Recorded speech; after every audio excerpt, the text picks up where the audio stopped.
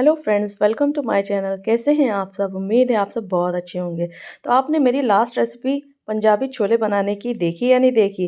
तो उसी रेसिपी के अनुसार मैं आज आपके लिए भटूरे बनाने की रेसिपी लेकर के आई हूँ। क्योंकि छोले की रेसिपी आए और भटूरे का नाम ना आए तो ऐसा हो नहीं सकता। तो फूले फूले मुलायम भटूरे कैसे बनाने हैं, चलिए स्टार्ट करते हैं इसकी प्रिपरेशन।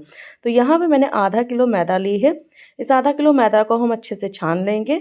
छानने का रीज़न यही होता है कि कभी कभी मैदा में कुछ छोटी छोटी गुठलियाँ होती हैं, जिससे क्या होता है आपका जो डो होता है सॉफ्ट नहीं बन पाता, स्मूथ नहीं बन पाता। तो इसलिए जब भी आप भटूरे बनाएं मैदा को छान लें। इसको छानने के बाद अब हम इसमें यहाँ पे आगे की चीज़ें ऐड कर देते हैं। क्योंकि भटूरे हम फटाफट बना रहे हैं, यानी कि 2 से ढाई घंटे में हमारा ये डो अच्छे से प्रिपेयर हो जाए, इसलिए यहाँ पे हमें कुछ इंस्टेंट चीज़ें ऐड करनी पड़ेंगी। तो इन इंस्टेंट चीज़ें में मैं सबसे पहले यहाँ पे इनो ऐड करूँगी। तो जब भी आपको फटाफट भटूरे बनाने हो, आपके पास 2 से 3 घंटे का टाइम हो, आप चाहते हो कि उसका डो अच्छे से प्रिपेयर हो जाए, तो इनो से आप इस तरह से भटूरे बना सकते हैं। तो यहाँ पे 1.5 पैकेट के करीब मैंने इनो ऐड किया है आधा किलो मैदा में। और यहाँ पे आधा कटोरी के करीब यानी कि मैंने यहाँ पे कर्ड ऐड किया है। ये कर्ड 3 से 4 चम्मच होगा। इसको ऐड करने के बाद इसको अच्छे से मिक्स कर लेंगे। कर्ड ऐड करने से क्या होता है, आपके भटूरे में हल्का सा खट्टापन भी आ जाता है और आपके भटूरे अच्छे से फर्मेंट होते हैं। तो यहाँ पे इनो और कर्ड ऐड करके आपको धीरे धीरे पानी डालना है और इसका एक मीडियम कंसिस्टेंसी का डो प्रिपेयर कर लेना है। ध्यान दीजिएगा, इसको थोड़ा सा गूंथते वक्त आपको टाइम भी लगेगा, आपको इसको लपेटने में, इसको एक तरफ मिक्स करने में थोड़ा सा टाइम जाएगा, लेकिन धीरे धीरे करते करते ये एक स्मूथ डो प्रिपेयर हो जाएगा। और पानी हम हिसाब से डालेंगे, अदरवाइज़ क्या होगा, ये बहुत ही ज़्यादा सॉफ्ट हो जाएगा और बिल्कुल भी बंधेगा नहीं और आपके हाथ में बहुत ज़्यादा चिपकेगा। तो यहाँ पे मैदा को मैंने अच्छे से गूंथ लिया है।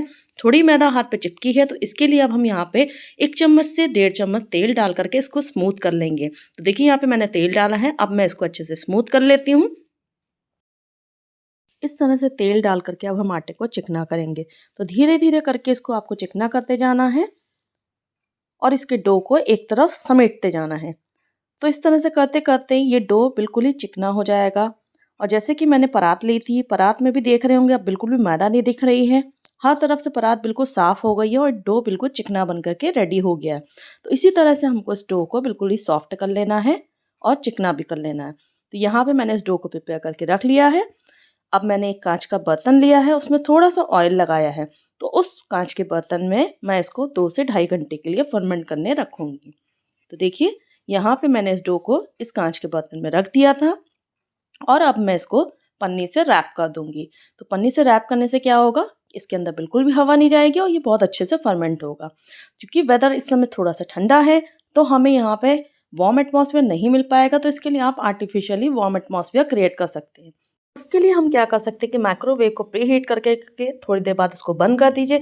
जब माइक्रोवेव के अंदर थोड़ी सी गर्माहट होगी, इस तरह से इस डो को प्रिपेयर करिए और माइक्रोवेव के अंदर 2 से ढाई घंटे के लिए आप रख दीजिए। तो ये फर्मेंट होकर के रेडी हो जाएगा। और अगर माइक्रोवेव पे आप नहीं रखना चाहते तो आप एक भगोना गर्म करिए, उसको थोड़ी देर के लिए ढक करके रख दीजिए। और जब उसके अंदर थोड़ी हीट आ जाए तो गैस की फ्लेम बिल्कुल ऑफ कर दीजिए और 5 मिनट बाद इस तरह से डो प्रिपेयर करके आप ढक के 2 से ढाई घंटे के लिए भगोने में भी रख सकते हैं। तो देखिए 2 से ढाई घंटे हो चुके हैं। मैंने इस डो को निकाल लिया है और मैं इस पन्नी को हटा देती हूँ और मैं आपको दिखाती हूँ कि डो बन करके रेडी हो गया है। तो ये अच्छे से फर्मेंट हो गया है, देखिए कितना सॉफ्ट है। तो इस तरह से दबाने पे पता चल रहा है कि इसकी फर्मेंटिंग बहुत अच्छे से हुई है। तो अब हम क्या करेंगे, इसको इस तरह से घुमा करके रख लेंगे और इसके पेड़े बना करके रखेंगे। तो पेड़ों का साइज मैंने थोड़ा छोटा ही लिया है, बहुत ज़्यादा बड़े पेड़े नहीं लिए हैं।